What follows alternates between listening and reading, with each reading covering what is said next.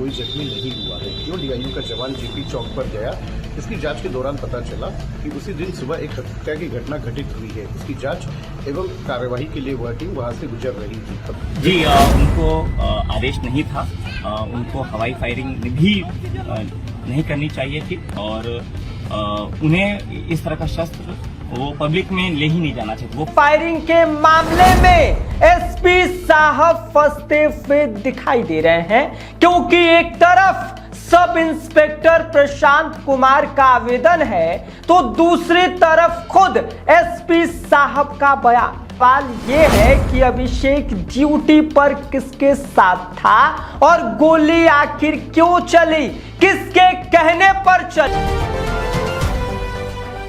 सिवान में छात्रों के ऊपर हुई AK-47 से फायरिंग के मामले में एसपी साहब फंसते हुए दिखाई दे रहे हैं, क्योंकि एक तरफ सब इंस्पेक्टर प्रशांत कुमार का आवेदन है तो दूसरी तरफ खुद एसपी साहब का बयान। दोनों बयानों में गोली चलाने वाला एक ही पुलिसकर्मी है, सिपाही अभिषेक कुमार।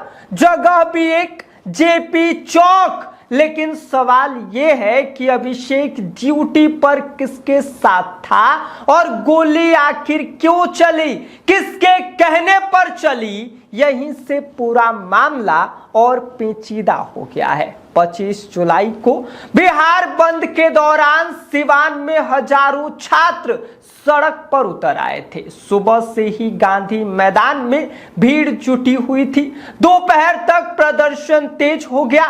पुलिस के मुताबिक हालात बिगड़ने पर छात्रों को मैदान से हटाया गया और इसके बाद भीड़ अलग अलग रास्तों से शहर के चौराहों तक पहुंच गई। करीब दोपहर 2 बजे जेपी चौक पर फिर बड़ी भीड़ जमा हो गई। पुलिस का दावा यह है कि यहां पथराव और तोड़फोड़ शुरू हुई। इस दौरान पुलिस टीम मौके पर पहुंची और फिर अचानक AK-47 से फायरिंग हुई।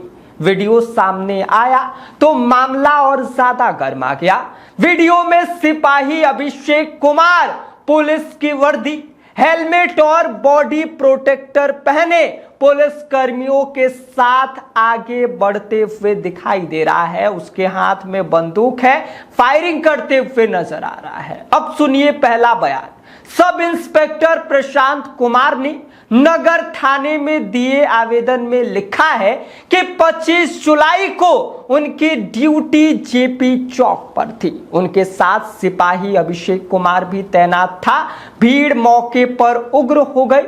पुलिस पर पथराव शुरू हुआ और पुलिस कर्मी की जान को खतरा महसूस हुआ। इसके बाद भीड़ को नियंत्रित करने के लिए अभिषेक ने हवा में 4 राउंड फायर की। यानी कि इस बयान में अभिषेक बकायदा प्रशांत कुमार के साथ ड्यूटी पर था। लेकिन अब एसपी साहब का बयान देखिए। एसपी के मुताबिक घटना के समय सिपाही अभिषेक डीआईयू टीम के साथ एक केस की जांच के लिए जा रहा था। रास्ते में डीआईयू टीम प्रदर्शनकारियों के बीच जेपी चौक पर फंस गई। टीम की सुरक्षा के लिए अभिषेक ने AK-47 से फायरिंग की। बस AK-47 से कोई जख्मी नहीं हुआ है। क्यों डीआईयू का जवान जेपी चौक पर गया, इसकी जांच के दौरान पता चला कि उसी दिन सुबह एक हत्या की घटना घटित हुई है। इसकी जांच एवं कार्यवाही के लिए वह टीम वहां से गुजर रही थी। कमिश्नर सर एवं डीआईजी सर का संयुक्त जांच प्रतिवेदन प्रक्रियाधीन है। सिपाही अभिषेक को तत्काल प्रभाव से निलंबित कर दिया गया है। यहीं से कहानी में सबसे बड़ा ट्विस्ट आ जाता है।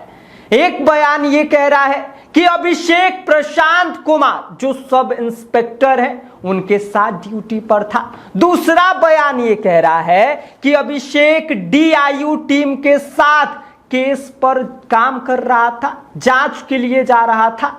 और सिर्फ ड्यूटी ही नहीं, फायरिंग की वजह भी इसके बाद बदल जा रही है। एक तरफ कहा गया कि भीड़ को तीतर बितर करने के लिए फायरिंग हुई, तो दूसरी तरफ कहा यह जा रहा है कि डीआईयू टीम की सुरक्षा के लिए फायरिंग हुई। अब सवाल यह उठता है कि अगर डीआईयू की टीम केस की जांच पर जा रही थी तो अभिषेक दंगा विरोधी गियर में पुलिस बल के साथ क्यों नजर आ रहा था। सिवान में एक रिटायर्ड पुलिस अधिकारी ने भी वीडियो के आधार पर सरकारी दावों पर सवाल उठाए हैं। उनका यह कहना है कि वीडियो में अभिषेक अकेले जो है वो फंसे हुए नहीं दिखाई दे रहा है, बल्कि दूसरे पुलिस कर्मियों के साथ मोर्चा संभालते हुए भी नजर आ रहा है। और सबसे बड़ी बात, सिवान के डीएम विवेक रंजन का ये कहना है कि AK-47 से छात्रों पर फायरिंग नहीं होनी चाहिए। इसके साथ ही डीएम विवेक रंजन ने यह बयान दिया था कि इसके लिए कोई आदेश नहीं दिया गया था, मतलब फायरिंग के आदेश नहीं थे। तो फायरिंग किसके कहने पर हुई? सर, जिस सिपाही का वीडियो वायरल हो रहा है गोली चलाते वक्त, उस पर कार्रवाई हुई है सर? जी, उस सिपाही को तत्काल प्रभाव से निलंबित कर दिया गया है एवं उसके विरुद्ध विभागीय कार्रवाई प्रारंभ की गई है। क्या सर उनके द्वारा बिना आदेश के गोली चलाया गया था क्या? जी, उनको आदेश नहीं था। उनको हवाई फायरिंग भी नहीं करनी चाहिए थी और उन्हें इस तरह का शस्त्र वो पब्लिक में ले ही नहीं जाना चाहिए। वो फंस गए थे, जैसे पूर्व में एसपी साहब ने बताया, वो कहीं और जा रहे थे और इस कमोशन में फंस गए थे। अब सवाल सिर्फ ये नहीं है कि गोली क्यों चली, सवाल यह है कि अभिषेक की असली ड्यूटी कहां पर लगी थी, फायरिंग का आदेश किसने दिया था। अगर आदेश नहीं था तो 4 राउंड हवा में फायरिंग चलाने की नौबत क्यों आई, और सरकारी बयान और मौके के वीडियो में इतना बड़ा फर्क क्यों दिखाई दे रहा है।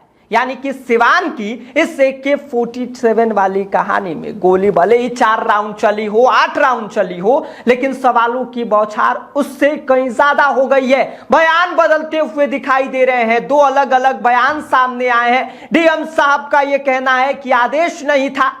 अब इसके बाद सवाल उठना तो लाजमी है कि साहब पहले तो आप ये बताइए कि सिपाही अभिषेक कुमार ड्यूटी पर कहां था।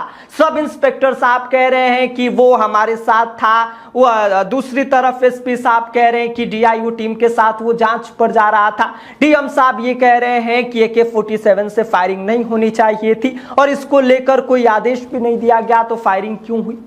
ये सारे सवाल जो है इनके जवाब पूरा बिहार मांग रहा है। बाकी आप इस पूरी खबर को लेकर क्या सोचते हैं, इस पर आपकी क्या कुछ प्रतिक्रिया है, आपको क्या लग रहा है, हमें कमेंट कर दीजिए। बाकी आप देख रहे हैं स्वराज पोस्ट और मेरा नाम विष्णु है। गोल, जहां 28 वर्षों के सफर में 18,000 से भी अधिक छात्रों ने डॉक्टर एवं इंजीनियर बनकर सफलता की ऊंची उड़ान भरे है, जहां साधारण छात्र भी बिहार एवं झारखंड टॉपर बनकर बड़ा इतिहास बना रहे हैं। दूरदर्शी शिक्षाविद श्री विपिन सिंह के मार्गदर्शन में मेडिकल एवं इंजीनियरिंग के लाखों छात्रों के लिए आशा की किरण के रूप में गोल, द रिजल्ट फैक्ट्री,